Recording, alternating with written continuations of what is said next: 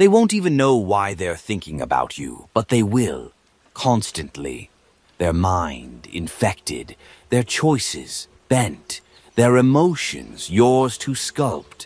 Machiavelli never used the word obsession, but he described it. Men are driven by two forces, he wrote, love and fear.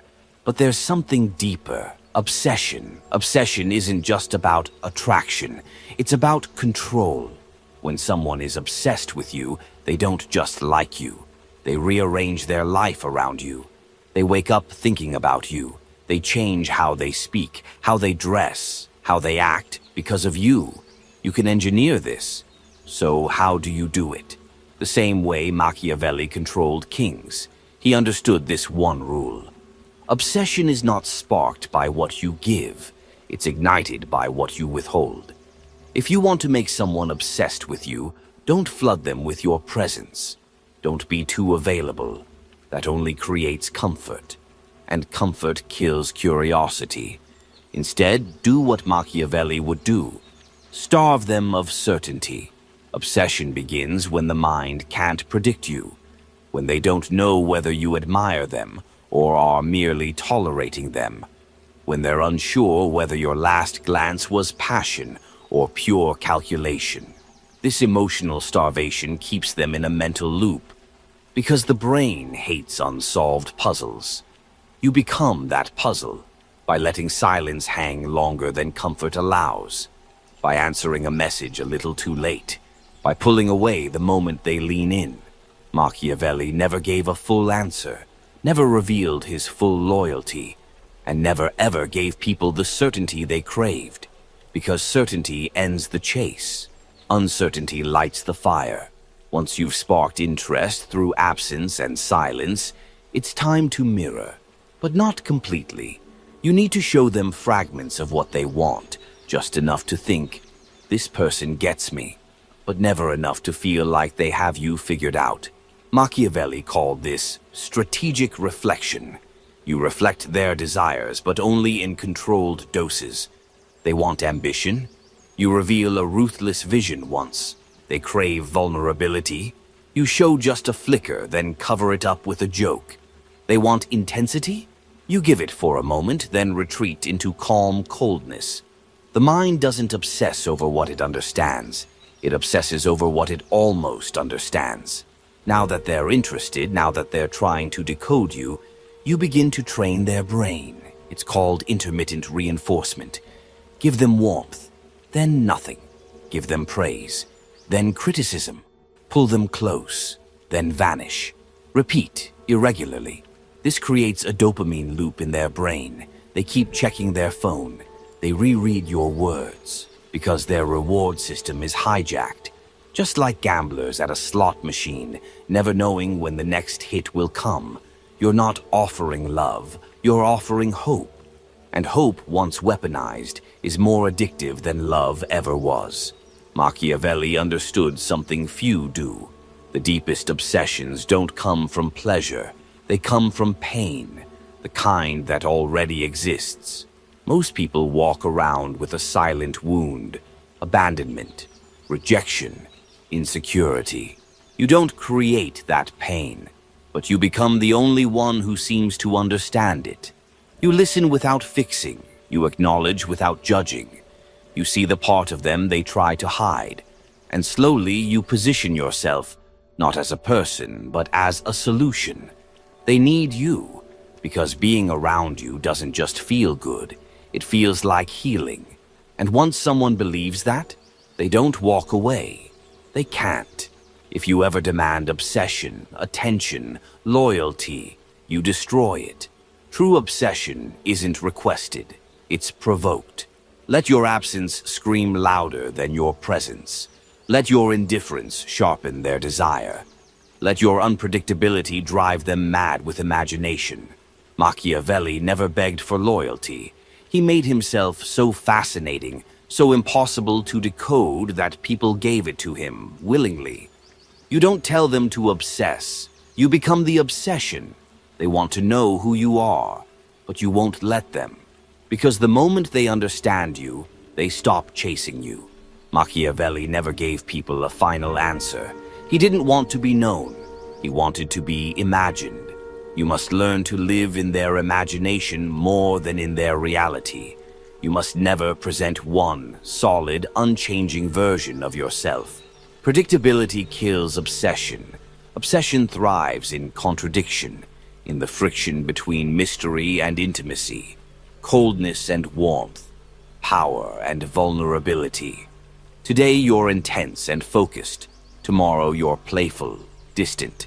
Today you praise them. Tomorrow you tease them. This makes them question, which version is real? Did I do something wrong? They become addicted to solving you. You don't owe them consistency. You owe them a maze. And they'll wander it forever if you never give them a map. Want to control someone without touching them? Control when you appear. Machiavelli knew it's about when you show up and when you disappear. Here's how to make them obsess with your timing. Leave a deep conversation unfinished. Send a message that makes them feel seen. Then go quiet for 8 hours. Exit when the energy is highest. Always leave them wanting. You create a void so sharp it echoes. Their mind starts asking questions. Their heart starts feeling fear. You've now entered their mental real estate, rent-free. Mirroring is a classic seduction tactic. Most people do it wrong. They think it means copying body language or parroting words. Instead, reflect their inner world back to them, but slightly distorted. You say what they've always felt, but never knew how to express. You notice things they thought no one saw. You make them feel known, but slightly misunderstood. This forces them to keep talking to you, keep engaging, because they're trying to correct the image you're reflecting. But you're not wrong. You're just almost right. That almost keeps them hooked. They want to finish the story, fix the mirror. They won't, because you won't let them. Nothing common is desired. Nothing easy is respected. You want obsession. Make yourself rare. Machiavelli knew that people worshipped what was scarce. So you must become scarce in every way. Your time never freely available. Your thoughts never fully shared. Your approval never casually given. Your attention never predictable. They should earn every interaction, because obsession doesn't come from access. It comes from earned proximity.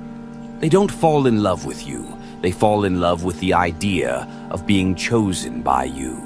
And once they feel chosen, they'll fight not to be unchosen. You don't build obsession through affection. You build it through removal. Just as they start to feel close, withdraw. Just as they think they've figured you out, disappear. Just as they get comfortable, shake the foundation. Small emotional wounds, when delivered with precision, create a long-lasting effect. Your removal should never be cruel. It should be confusing. They shouldn't hate you. They should miss you. Reanalyze everything they said and did. This is the moment where obsession deepens.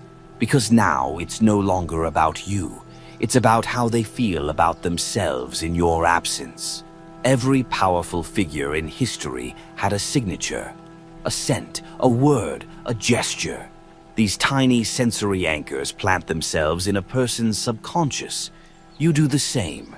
A phrase only you use. A specific tone in voice when serious. A gesture that triggers memory. This becomes your fingerprint in their mind. They start seeing you in other people's words, hearing your voice in silence. This is how you move from person to presence, from human to haunting. To make someone obsessed, they must see themselves in you, and you in them. You are no longer the other. You become part of how they understand themselves. This is what Machiavelli did.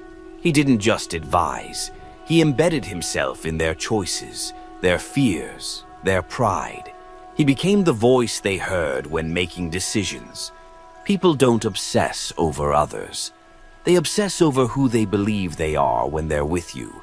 So you make them feel more powerful when you're around, more understood, more desired.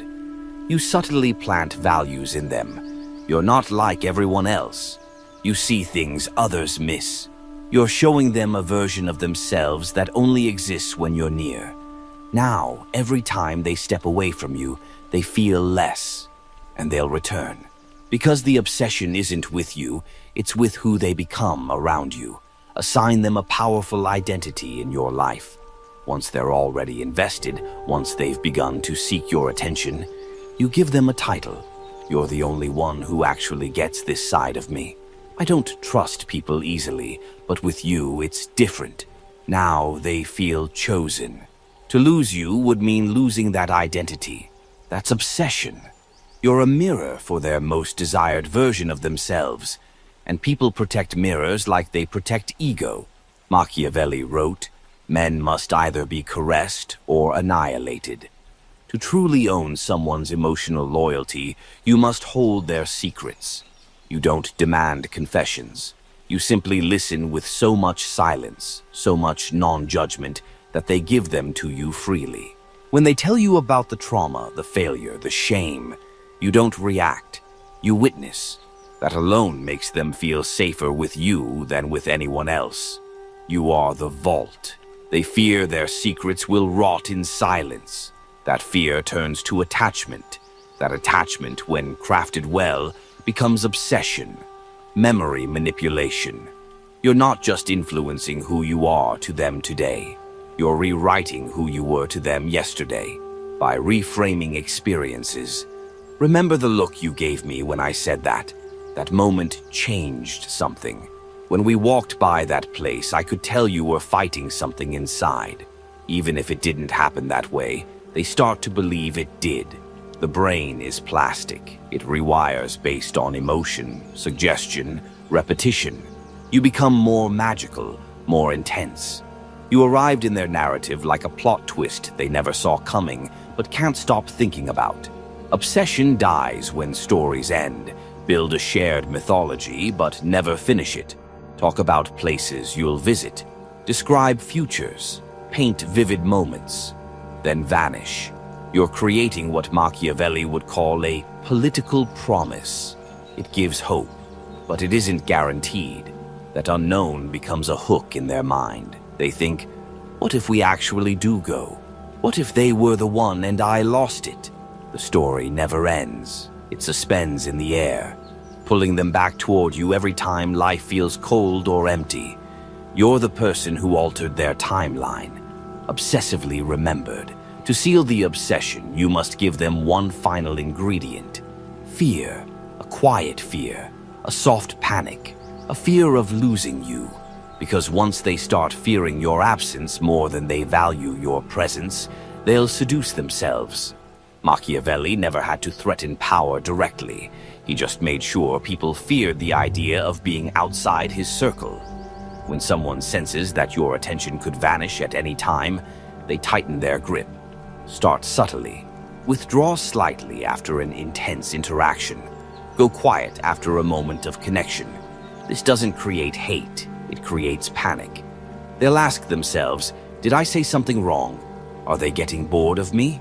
You've made them believe that they are the unstable one, that they must work to keep you close. They'll do anything to keep the door from closing. People don't fear losing what they don't value. So your job is to give them something sacred, but just a taste. Enough that they feel trusted, maybe even special. Now, if they lose you, they don't just lose a person, they lose a privilege. And humans are wired to panic over loss of privilege. You must offer your loyalty like a rare wine. A sip here, a toast there. But never the whole bottle. They'll crave more. And they'll fear the day you stop pouring. Everyone has an insecurity they're running from. You're here to become the one person who makes it disappear, but only sometimes. When you make them feel powerful, seen, whole, they associate relief with your presence. But when you subtly vanish, that insecurity returns. They begin to equate you with relief. You're the only thing keeping their fear from devouring them. They become emotionally dependent, not on your words, not even on your love, but on the version of themselves they can only access through you. Now, even the thought of you leaving becomes unbearable. Fear disguised as attachment.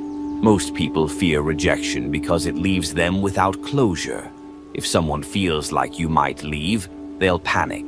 But if they feel like you could leave for a reason that's their fault, they'll try harder.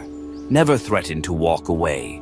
Instead, introduce thoughts like, "I've always admired your strength. I just hope you don't become like everyone else. People lose me not because I leave, but because they forget how rare I am." You're not pushing them away. You're making them terrified of pushing you away. Now, they're not just drawn to you, they're guarding you like fragile gold. Once you've embedded yourself into their identity, memories, desires, you become their moral compass. You subtly guide their decisions. You're better than this. That's not how I see you.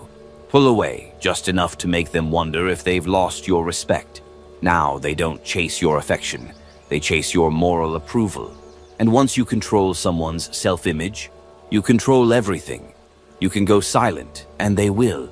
Text 3 times. Scroll through your old messages. Analyze your last words. Machiavelli would do nothing, because silence is louder than explanation.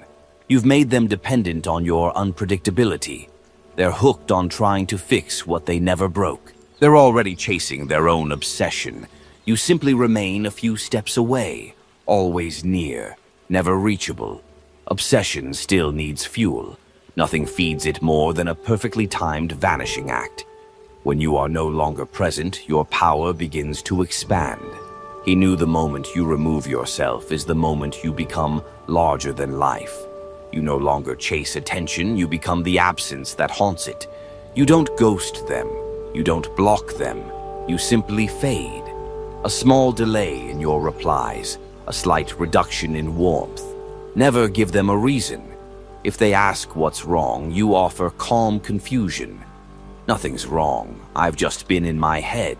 So they start blaming themselves. Did I overwhelm them? Was I never enough? And that's what makes them obsessed. During your fade out, you don't vanish entirely. You leave behind triggers, a playlist you once shared, a location you always met at, a phrase they now hear everywhere. This is how you become a ghost that lives in their everyday life. Their mind starts filling in the blanks. Their own imagination becomes your voice. Obsession needs friction. Leave small traces. Watch their story but never reply. Like a comment but never text. Send a vague message with no context, then go silent again. These breadcrumbs reignite the hope that they're still on your mind. That hope keeps them crawling through the emotional desert, praying for a drop of attention. You are no longer the person they desire. You are the answer they crave, out of emotional dehydration, and you've made yourself the only source of water. After a period of silence, you reappear, but not as the same person. You come back, colder, sharper, more in control, less emotionally expressive, and you treat them differently, just with reduced softness. They'll sense the shift, they'll feel the distance, they'll try to get back what they once had. But you never return fully. You let them know through tone and behavior. You were close, but something's changed. This makes your presence even more valuable. They're not chasing who you are, they're chasing who you used to be. And people never stop chasing ghosts they once felt safe with. They try everything, but none of it works because you've made yourself unreachable. They're no longer chasing you. They're chasing relief from the person they became because of you. They are now trapped in a cycle of their own making, built from your silence, your warmth, your withdrawal, your return. You gave them just enough paradise to make reality unbearable without you. Legend status. Start shaping your myth. Speak about your past in poetic, ambiguous ways. Let others describe you in extreme terms, mysterious, powerful, unreadable. Never defend your image, let them argue over it. Once someone starts defending you to others, they've become your priest, part of your myth. You are no longer just a person they knew. You are a story they can't stop telling. And stories live longer than memories. Now it's time to use it. Machiavelli wanted to be obeyed. Obsession, if sculpted properly, becomes the purest form of control. Because once someone's identity is tied to you, they don't just want you. They need to prove themselves to you. And that's when they'll do anything without ever being asked. When someone obsesses over you, they're constantly seeking validation. Give validation not based on love, but based on loyalty. You don't reward their affection. You reward their alignment. They defend you. You give warmth. They echo your beliefs. You open up. They follow your unspoken rules. You show appreciation. They begin to understand. The more I act in accordance with what pleases them, the more I feel whole. That's behavioral loyalty. Now, raise the bar with silence. Make it clear through energy alone that there are standards in your presence. Emotional self-control, elegance under pressure, loyalty without prompting. You don't explain these expectations. You embody them. They start self-correcting. They notice what you like and shape themselves accordingly. Because they don't want to lose you. This is how you create invisible laws. Not with punishment, but with selective warmth. Surface-level obsession fades. But obsession rooted in ideology lasts forever. What real, uncomfortable, elegant truths do you live by? That most people are too soft to lead. That loyalty should be earned. That silence reveals more than words. You drop these truths casually. If they agree, they begin reshaping their values to mirror yours. Not out of force, but out of admiration. They're no longer just obsessed with you. They're obsessed with being like you. Be the answer to a question they don't know how to ask. People walk around with voids they can't articulate. A desire to feel dangerous. A craving to be seen deeply. You don't fill these voids directly. You create the illusion that only you understand them. This makes leaving you feel like spiritual death. They may try to walk away, but every relationship after you will feel too shallow. Because you weren't just a person. You were a doorway to a version of themselves they liked more, and you closed it. Machiavelli never told people what to do. He made them believe it was their own idea. You plant ideas like seeds, then water them slowly with praise. You always think a step ahead. You see through things most people miss. Now they believe aligning with you is intelligence. Pleasing you is strength. They think it was their idea all along. That's the art of control without resistance. You're no longer just you. You've become what you represent. You're not seen as a flawed human anymore. You've been mythologized by design. Machiavelli knew that fear and awe work best when the source is slightly inhuman. Remain distant. Speak carefully. Let mystery replace explanation. You're no longer part of their life. You're above it. You influence it from the shadows.